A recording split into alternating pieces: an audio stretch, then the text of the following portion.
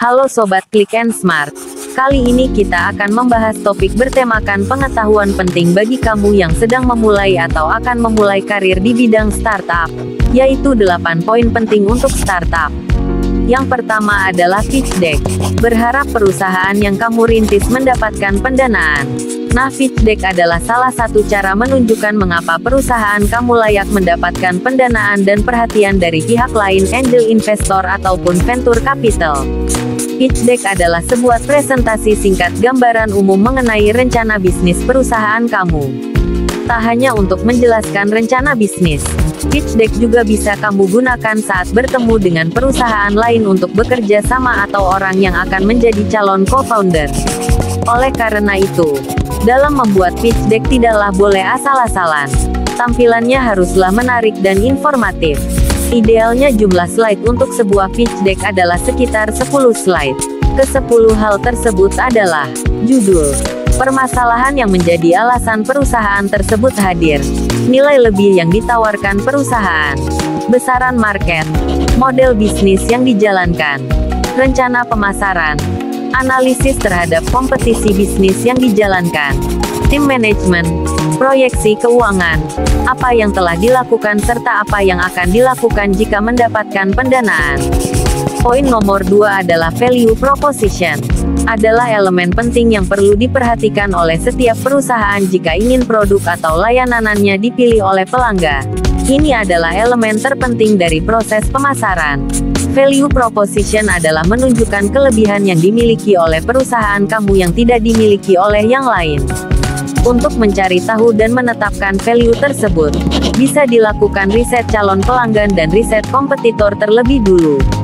Selanjutnya adalah marketing research atau riset pemasaran adalah penelitian di bidang pemasaran yang dilakukan secara sistematis mulai dari perumusan masalah, perumusan tujuan penelitian, pengumpulan data, pengolahan data dan interpretasi hasil penelitian. Proses ini dilakukan sebelum memulai bisnis, agar tahu berada di mana perusahaan sejenis kita dan sejauh mana perusahaan kamu bisa memenangkan dunia industri yang sejenis. Yang keempat adalah exit strategi.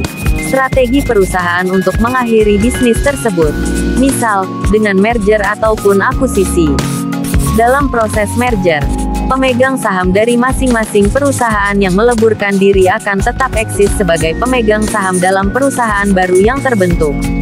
Sementara itu, dalam proses akuisisi, pihak pembeli saham melakukan pembelian saham dari pemegang saham di perusahaan yang hendak diambil alih. 5. Angel investor. Selain dari perusahaan investasi, individu pemberi dana yang mempunyai kekayaan bersih dan biasanya dengan imbalan kepemilikan saham di perusahaan dan membimbing perusahaan tersebut. 6. Inkubator. Adalah program yang dibuat untuk membantu perkembangan perusahaan, mulai dari pelatihan, mentoring, dan pendanaan. 7. KER. Adalah akuisisi yang hanya merekrut pegawai bukan mengambil alih perusahaan. 8. Seed funding.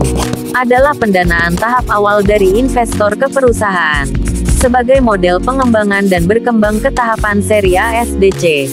Setelah ini, startup akan melakukan seri D, E, F, dan selanjutnya sesuai kebutuhan lalu sampai dengan ke IPO, Initial Public Offering, atau penawaran umum perdana merupakan kali pertama perseroan memutuskan untuk memasok saham perseroan kepada masyarakat umum.